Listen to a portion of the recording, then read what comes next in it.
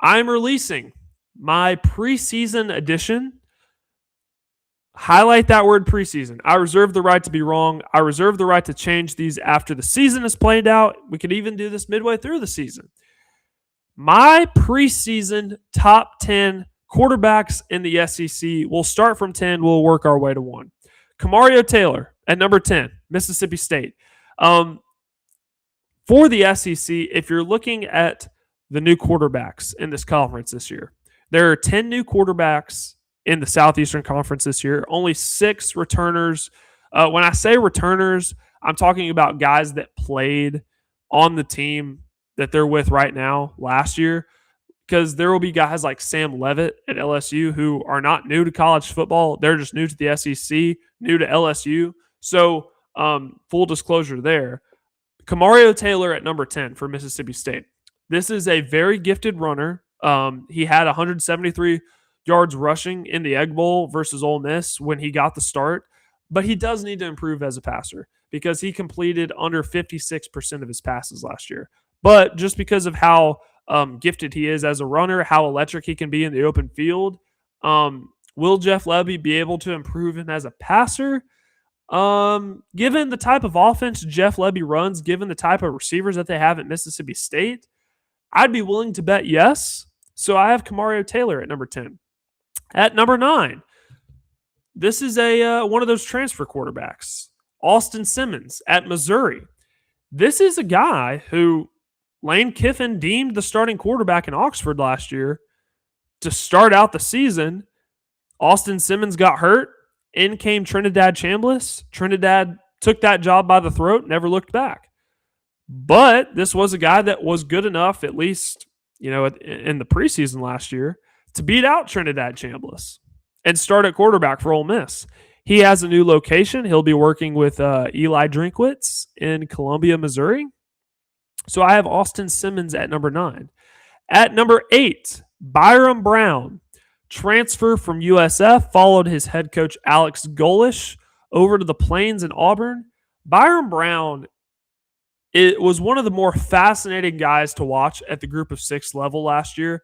Had over 4,000 total yards, led the country in most yards from a quarterback. Had 42 touchdowns. 1,000 of those yards were accounted for on the ground. 14 touchdowns in the run game as well. Very electric runner. Adequate as a passer. I'd like to see some improvement there, but given that Alex Golesh brought a couple of his receivers over from USF, there should be some continuity there. Byrum Brown doesn't have to learn a new offense, doesn't have to learn a new scheme, so that'll be an advantage as he gets adjusted to the SEC. At number 7, I have Marcel Reed from Texas A&M. Marcel Reed had some really good games down the stretch of the regular season. Another one of those really electric runners, kind of reminds you of what I'm not comparing him to Lamar Jackson necessarily. As a runner, yes, there are a lot of similarities given the speed that Marcel Reed has, given the size and frame. If you look at Lamar Jackson, his frame, what he was at Louisville, kind of how skinny he was. Marcel Reed is on the skinnier side as well.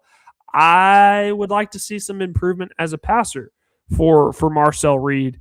And if I'm being frank, if I'm being honest, I don't know how much more improvement there is for Marcel Reed as a passer. So I'd be interested to see how that goes. But as of right now, he's good enough to be number 7 on this list. At number 6, I have Lenore Sellers from South Carolina. This doesn't guarantee anything, right? This doesn't guarantee that South Carolina is going to be any good this year. They could be bad, and Shane Beamer could be on his way out the door. Some would say that Shane Beamer already has one leg out the door. But for Lenore Sellers, it's no secret that the talent that this kid has, a lot of people think that this guy's going to be a first-round pick in the NFL draft. So I have Lenore Sellers at 6. The arm strength, the big body, the frame, the ability to run the football, it's pretty clear why I'd have him at 6. Now we're getting in the top 5. At number 5, I have Sam Levitt of LSU. Another dual threat guy. You're going to see a lot of dual threat guys on this list. Started his career at Michigan State, Played a couple of seasons in Tempe, Arizona with Arizona State. Was really good, right? You remember that year in 24 with Cam Skattebo where they had a first-round bye in the college football playoff. They took Texas to the ropes, almost won that game if it wasn't for a long fourth down conversion from Texas. Sam Leavitt at LSU. Lane Kiffin is a QB guru, and now he gets one of the best guys that there is in the country, one of the highest rated transfer portal quarterbacks that there were. I think he was right behind Brennan Sorsby, and he's going to LSU to work with Lane Kiffin. So I have Sam Leavitt at number 5. At number 4, I have Gunnar Stockton at Georgia. Gunnar Stockton, I believe he finished top 10 in the Heisman voting last year. If my memory serves correct, he was either at 7 or 8. Gunnar Stockton, if he improves a little bit as a passer, Georgia is very well in the national championship conversation. Very well in the national championship conversation if they're not already. So I have Gunnar Stockton at number 4. At number 3, I have John Mateer from Oklahoma, a guy that we don't really know what last season would have looked like if he didn't have the thumb injury. But he is healthy this year.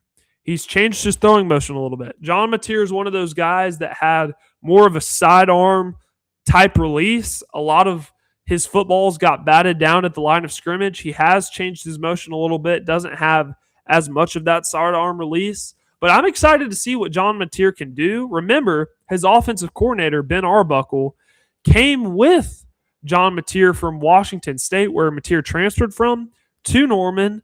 It's the system that John Mateer's run for the last 3-4 seasons.